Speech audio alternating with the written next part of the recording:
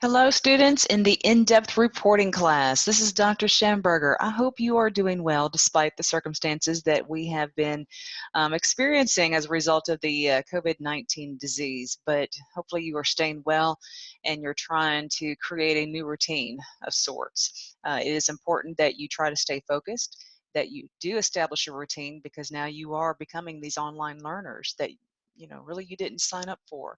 And it does present some challenges, but I'm always the person who tries to see glasses half full. See this as an opportunity. So I'm hoping that in many ways you'll be able to connect to the material and to your courses in a way that you had not done previously, even face-to-face. So please give online education a chance. So we are going to actually back up and punt, so to speak, in looking at education reporting. We started this before we were dismissed for spring break, and then we had some other things like a test, so which I'm still grading, by the way. So we're going to actually just redo, we're going to start from the beginning of the education unit, and that way we can go through it. This is going to be divided into various parts, so that way it becomes more manageable for you, and it's also just good chunking information. That way you can keep everything more aligned that way. So we are going to start. As you can see, we're going to talk about education reporting, and I am in a classroom. Not necessarily the real classroom, but I am making this fun. I'm trying to find those opportunities to create some fun learning, if you will. So I am using a green screen in the background to impose an image. This one is a cartoon type uh, image of a school classroom. And so this is how I'll be doing this. I might use Zoom to record my lectures, and sometimes I'll use Screencast-O-Matic to do more of the screen capture. It just depends, but in many cases you'll be able to see me for the rest of this semester this way. So let's go ahead and get started. I'm going to share my screen. And we are going to kind of go through this a little bit quickly since we've already covered this in class, but this way now you have the information and you can always pause, rewind, whatever, but if you need to pause, that way you can write notes, however you need to do it. When we talk about education reporting, we are going to be focusing on the public schools. Private schools are a little different. We don't have access to their board of directors meetings, but there are ways still to get some information. But public schools really is where the, I won't really call it where the action is, but really where much of the concern is, because public tax dollars support public education. All of education is important. We've got to cover it all. Public education, as much as we can with private, the developments going on mostly throughout the country, but we haven't really seen it too much in Kentucky with charter schools. Even though one particular application up in the Cincinnati area, northern Kentucky area, was actually denied to establish a charter school. And you might see that as a trend in Kentucky. Kentucky is not really that kind to charter schools. There's pros and cons to them. There's also pros and cons to public education, pros and cons to private education. So we're going to just say cover education as best as you are able to do it in the community in which you serve. But we cover education because everyone is affected by it. Everyone. In fact, look at you now. You are learning remotely. Look at what's going on in the K through 12 systems, both public and private. They are switching to remote delivery as well. Parents are having to become now the teachers at home. So we have students who are affected by education. We've got parents, of course, teachers, administrators, taxpayers, businesses. Everyone is affected by education. I believe that education can solve all of society's ills if it was properly funded. I do believe that. But we have to cover education because that is where everything grows. So it is, to me, it is the most important beat. Some might argue differently, and that's fine. But of course, I've been an education reporter for about 25 years, so if I have maybe have a biased perspective in this, but education is the most important news beat, and any news organization should have this as their number one beat. We talked about the many people that make up the governance of education, starting at the federal level, U.S. Department of Education. That is led by the Secretary of Education, Betsy DeVos. The U.S. Department of Education sets a number of policies. The U.S. Constitution doesn't mandate that the federal government take care of education. That's up to the states. So education is more of a state issue. However, the way to work around that is the U.S. federal government offers funding in various cases through mostly of the title policies. So that is how we see a lot of federal control over education in the United States. And then the jurisdiction of communication passes down to the states. So in Kentucky, we do have a state education commissioner. It previously was Wayne Lewis up until last year. And now we have an interim education commissioner, Kevin Brown, until the State Board of Education hires a new state commissioner. Let me also say that in Kentucky, the education commissioner is led also by the state education department, so the Kentucky Board of Education, if you want to term it that way. The policies made at the state level then trickle down to the local level or the school board or district level. So we have school boards in each of the school systems in Kentucky. We have 176 school districts in the Commonwealth. So each one of those school districts is led by a school board made up of about 5 to 6 members depending on its population. The school boards set policies, and the superintendents are instructed to basically enforce those policies to make sure they are carried out in the interest of student success. You also have other central office personnel. You have assistant superintendents. You might have a director of people personnel. You might have a PR director. Some school districts are large enough to have a communication specialist, so you might have to go through them in order to arrange interviews or to get information. There are other people who are part of this education puzzle. Of course, principals at the school level, the teachers. In some instances, we have unions. Some states allow it, some states don't, but there are union leaders. You've got other school staff who are important parts of the education beat, and you might need to sometimes interview them or talk to them for information. Of course, parents and students. School board meetings.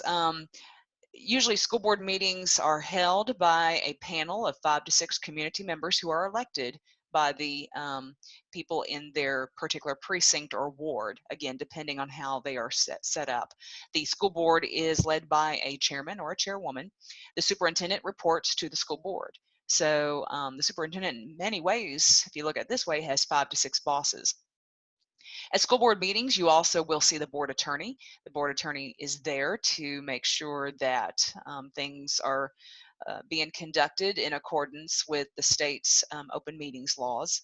You might also have the assistant superintendent, the pupil personnel director, assessment director. All of these people from time to time will make frequent reports to the board, and their reports are extremely newsworthy many times, so really pay attention to those.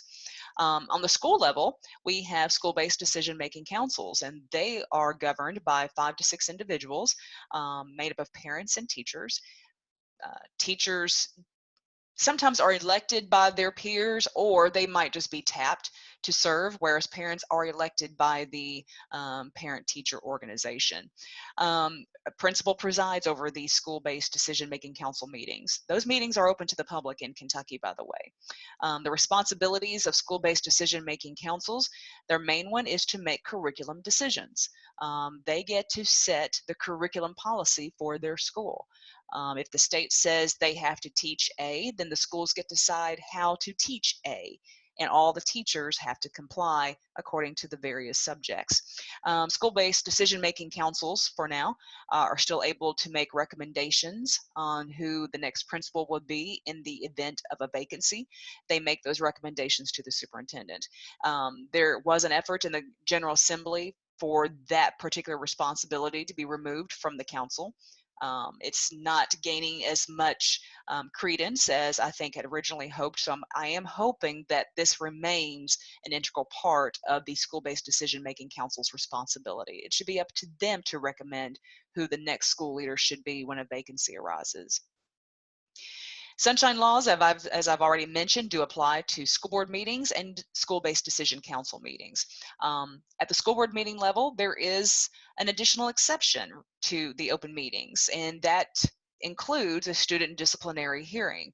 So in addition to going into closed session for the purpose of pending litigation or proposed litigation, for the purpose of to consider real estate acquisitions or sales, and then also in when they need to make any kind of recommendations for the hiring or firing or disciplinary action of an employee.